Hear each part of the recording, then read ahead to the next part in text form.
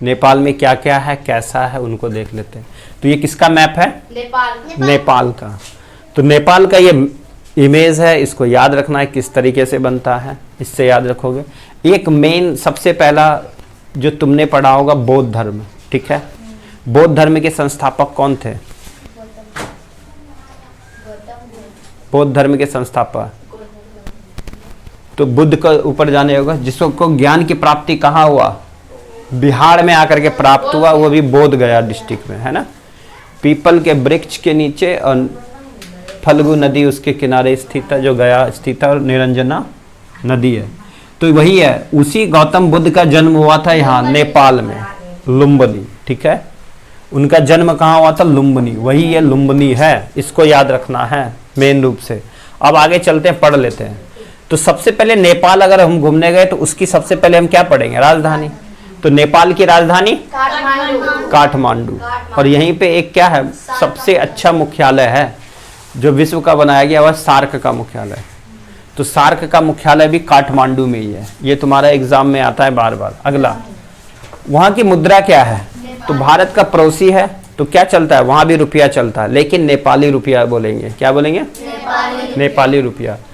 अब देखो, सबसे मेन जो हमें पढ़ना है ये पढ़ना है, और यही आता है एग्जाम में कि नेपाल से भारत के कौन कौन से राज्य सटते हैं। हमका प्रयोग करते हो ना, चिप जैसा टाइप का होता है। यूएसबी, तो यू मतलब उत्तराखंड, उत्तर प्रदेश। उत्तराखंड और उत्तर प्रदेश की सीमा ज्यादा लगती है, तो इसकी टोटल कितनी है? 651 किलोमीटर वो साझा करती है, यानी कि ये सीमा, ये जो है।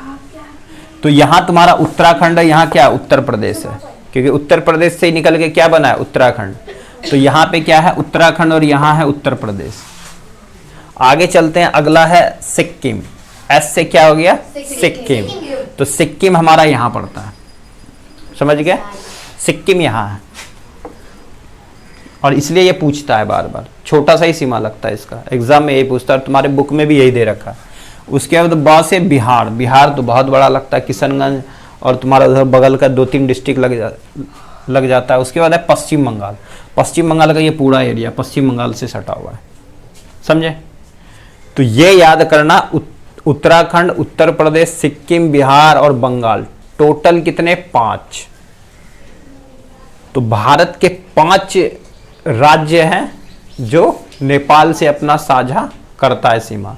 एग्जाम में पूछ लेगा ऐसा कौन सा राज्य है जो नेपाल से नहीं सटा है, और यही चीज पूछा जाता है कंपटीशन में, समझे? और ऐसे कौन से हैं जो साझा करता है, उसमें से अलग अलग होगा। जैसे तुम्हारे बुक में दे रखा है, एक दे रखा था ये सिक्किम। समझ आ गया यहाँ से? चलो अगला। अब चलते हैं गंडक नदी। गंडक नदी पढ़ चुके थे अभी। गंडक नदी अगर नहीं पढ़े तो क्या करोगे?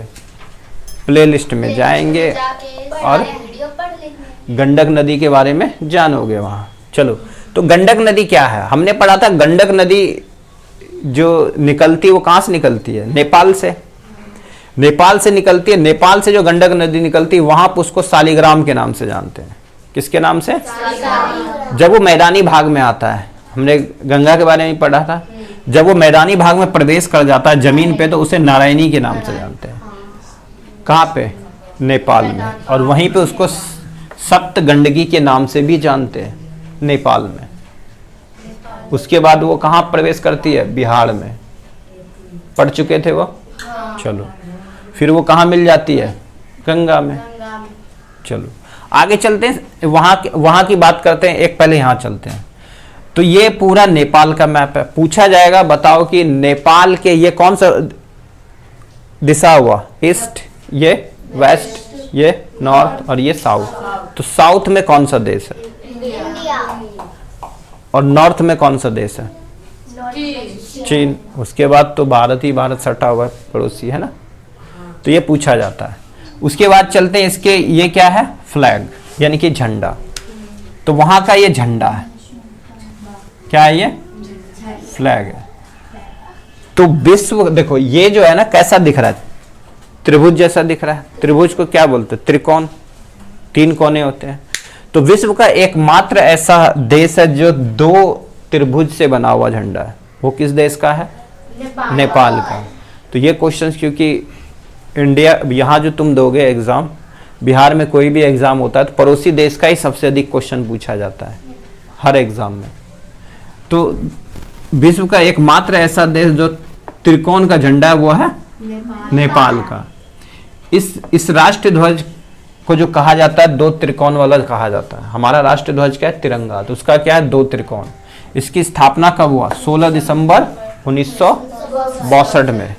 1962 में एक युद्ध हुआ था। किसका युद्ध हुआ था? भारत और चीन का युद्ध, याद रहेगा। उसी समय नेपाल क्या हो गया? अपने झंडे का भी स्थापना किया और एक अलग बन गया। अभी पहले यहाँ राजा का शासन चलता था, बहुत समय तक यहाँ राजा का शासन चला, और फिलहाल अभी इधर क्या है? ये एक संविधान बनाया।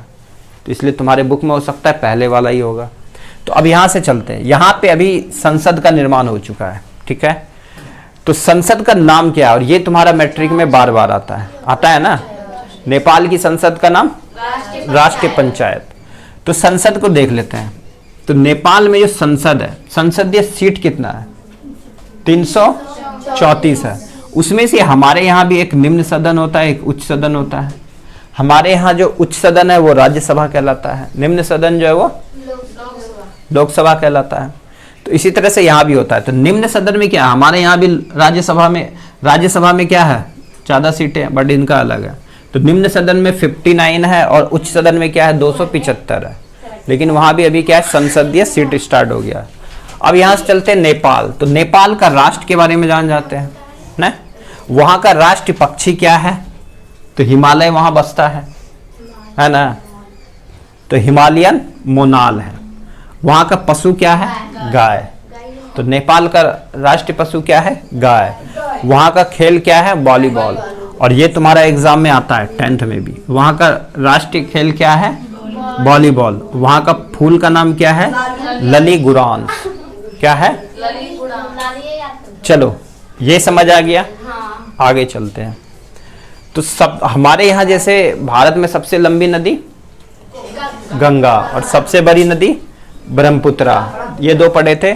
इसी तरह से जो नेपाल है वहाँ की सबसे लंबी नदी कौन सी है?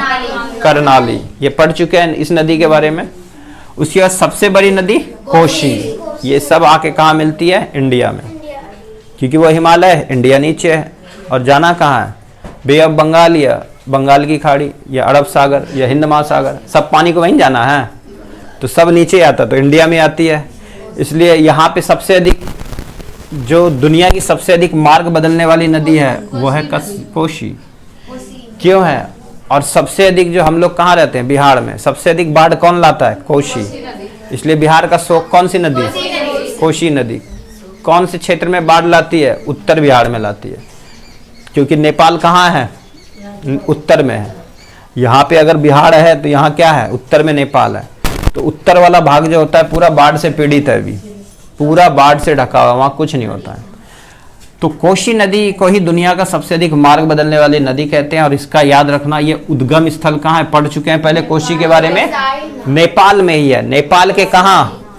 ये गोसैले रैची नदी, तो गोसाई नाथ से है। क्या है? तो इसका उद्गम भी कहाँ से हुआ है? दुनिया में सबसे अधिक गोसैले रहता है नदी, तो गोसाई नाथ से निकला है। कहाँ से निकला है? चलो, सबसे ऊंची झील जो नेपाल की है तो वो कौन सी है? तिलीचो झील। कौन सी है?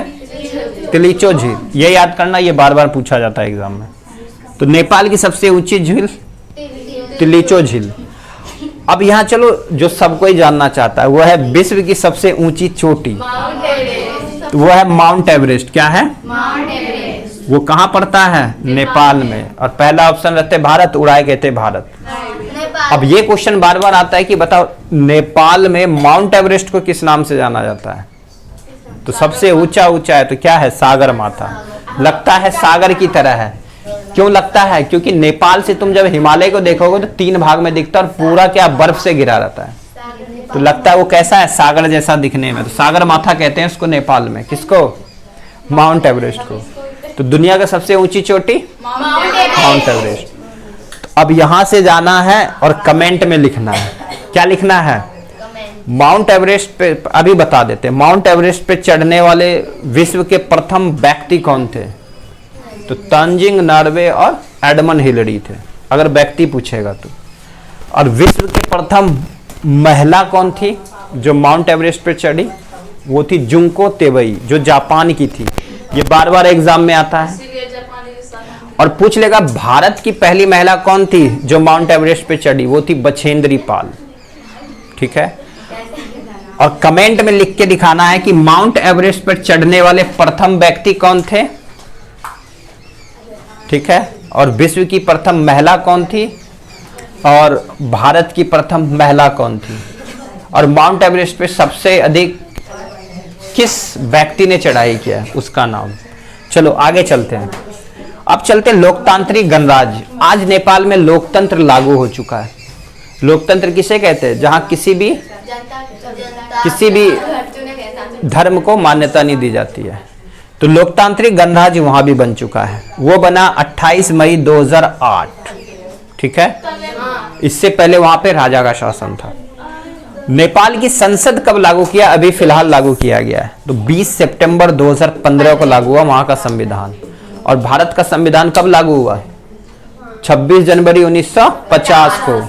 और संविधान कब बना? 26 नवंबर 1949 को। कितने दिनों में बनके तैयार हुआ? ठीक है, अब चलते प्रसिद्ध मंदिर। ठीक है, नेपाल घूमने जाओगे तो कहां जाओगे? प्रसिद्ध मंदिर। तो प्रसिद्ध मंदिर वहां क्या है? पशुपति नाथ का मंदिर। ये फेमस है वहां, जो बागमती नदी के आसपास स्थित है। ये बागमती नदी के आसपास स्थित है। फिर अंतरराष्ट्रीय स्टेडियम भी है क्या वहां? इंडिया में तो बहुत सारे हैं। ईडन गार्डन पढ़ चुके हो, है ना? अरुण जेटली स्टेडियम पढ़ चुके हो, शिवाजी स्टेडियम पढ़ चुके हो, बहुत सारे। तो प्रसिद्ध मंदिर। चलो, अंतरराष्ट्रीय स्टेडियम कौन सा है? दशरथ रंगशाला। कौन सा है?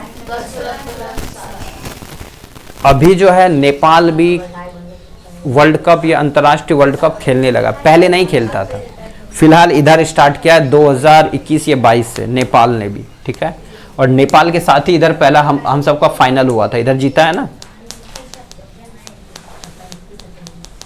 इंडिया, अंडर 19 ये कौन सा है, तो इन्हीं के साथ फाइनल हुआ था। चलो, पहला उपग्रह कौन सा है जो नेपाल के द्वारा छोड़ा गया? वो है नेपाली सेट 1। पहला सेट किया गया और छोड़ा गया। तो नेपाली सेट 1 है, कब छोड़ा गया? 2019 में। और इसको जो लॉन्च किया वो अमेरिका ने किया। इसका उपग्रह से क्या करते हैं? मौसम की जानकारी और ये सब। तो सोचो, अमेरिका के पास वो भी नहीं है उपग्रह की, वो मौसम की जानकारी प्राप्त कर सकता है।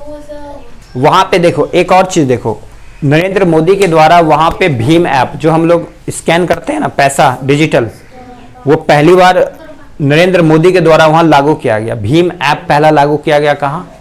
नेपाल में। वो लागू किया गया है 2023 में। समझ गए? तो चलो अगला। तो एक चीज बताए थे, हाँ यही है, कामी रीता शेरपा, जो माउंट एवरेस्ट पर चढ़ने वाली 29 बार चढ़ी है। तो कमेंट में जाना है और लिखना है माउंट एवरेस्ट पर चढ़ने वाले प्रथम व्यक्ति कौन थे, माउंट एवरेस्ट पर चढ़ने वाले विश्व की प्रथम महिला कौन थी, माउंट एवरेस्ट पर चढ़ने वाले भारत की पहली महिला कौन थी, माउंट एवरेस्ट पर चढ़ने वाले भारत के प्रथम मतलब भारतीय पुरुष कौन थे, और उसके बाद माउंट एवरेस्ट पर चढ़ने वाली सबसे अधिक माउंट एवरेस्ट पर चढ़ाई करने वाले व्यक्ति का नाम क्या था। माउंट एवरेस्ट को नेपाल में क्या कहते हैं, और माउंट एवरेस्ट क्या विश्व की सबसे ऊंची चोटी है तो क्यों है, और कितनी ऊंचाई है, ये सभी कमेंट में जाके लिखना।